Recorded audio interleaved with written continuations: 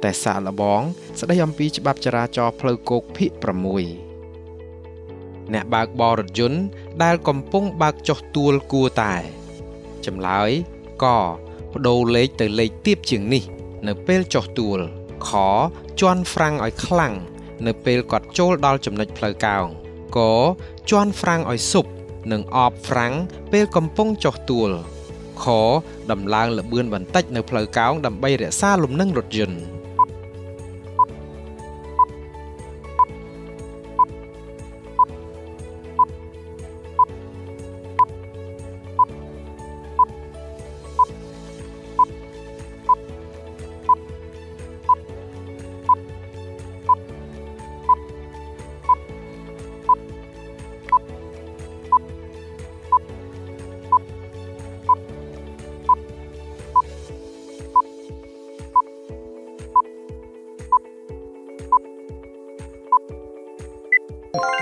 ចម្លើយក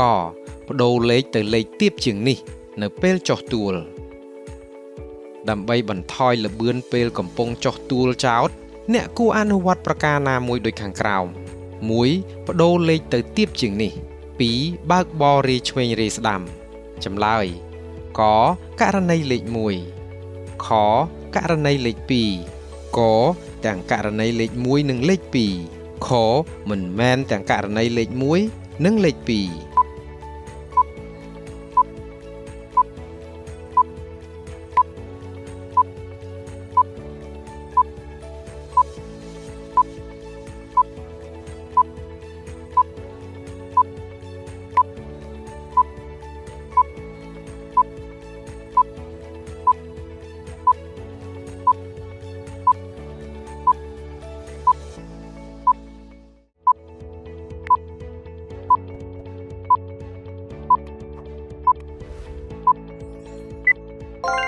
ចម្លើយ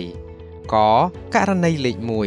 1 តើចំណុចណាមួយខាងក្រោមនេះដែលជាការពិតដ៏សំខាន់មួយអំពីផលប៉ះពាល់នៃជាតិស្រវឹងទៅលើសមត្ថភាពនៅក្នុងការបើកបរចម្លើយកមួយសន្ទុះក្រោយមកអ្នកបើកបរចាប់ផ្ដើមស៊ាំទៅនឹងផលប៉ះពាល់នៃជាតិស្រវឹងខមនុស្សភាគច្រើនបើកបរយឺតជាងធម្មតា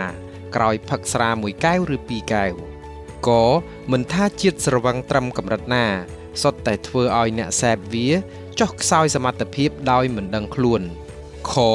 ទាល់តែផឹកច្រើនកែវទើបឃើញផលប៉ះពាល់ជាក់ស្ដែងលើសមត្ថភាពអ្នកបើកបរ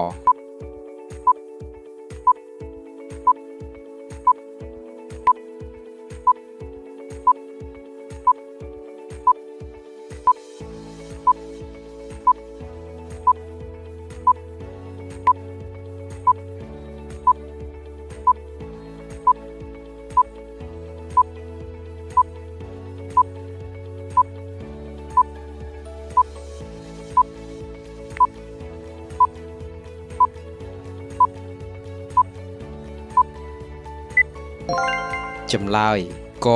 មិនថាជាតិស្រវឹងត្រឹមកម្រិតណាសុទ្ធតែធ្វើឲ្យអ្នកសេពវាចុះខ្សោយសមត្ថភាពដោយមិនដឹងខ្លួនបើអ្នកចង់ចែងរថយន្តខាងមុខនៅលើផ្លូវដែលមានកន្លងផ្លូវពីរជួរតើអ្នកគួរអនុវត្តប្រការណាមួយដូចខាងក្រោម 1. ចុចស៊ីផ្លេដើម្បីឲ្យសញ្ញាអ្នកបើកបររថយន្តនៅខាងមុខនោះដឹងអំពីបំណងរបស់អ្នក 2. បើកភ្លើងសញ្ញាបត់ឆ្វេងដើម្បីឲ្យអ្នកបើកបរនៅខាងក្រោយរបស់អ្នកដឹងអំពីបំណងរបស់អ្នកចម្លើយកករណីលេខ 1 ខករណីលេខ 2 កទាំងករណីលេខ 1 និងលេខ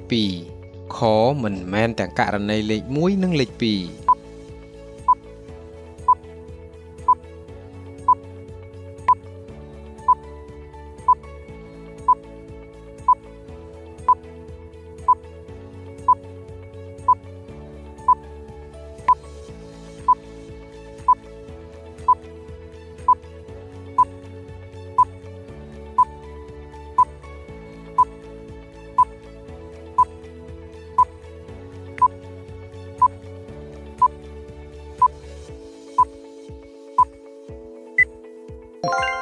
ចម្លើយក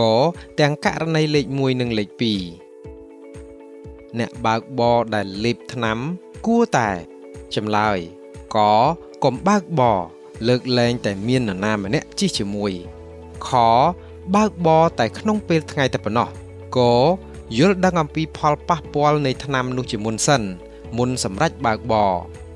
ខមិនត្រូវបើកបរនោះឡើយទោះក្នុងកាលៈទេសៈណាក៏ដោយ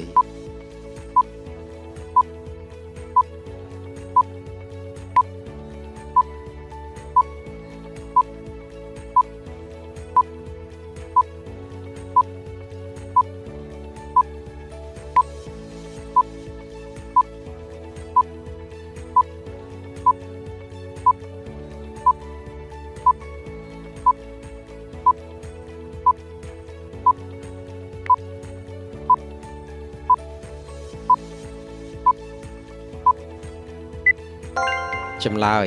កយល់ដឹងអំពីផលប៉ះពាល់នៃថ្នាំនោះជាមុនសិនមុនសម្រាប់បើកបរ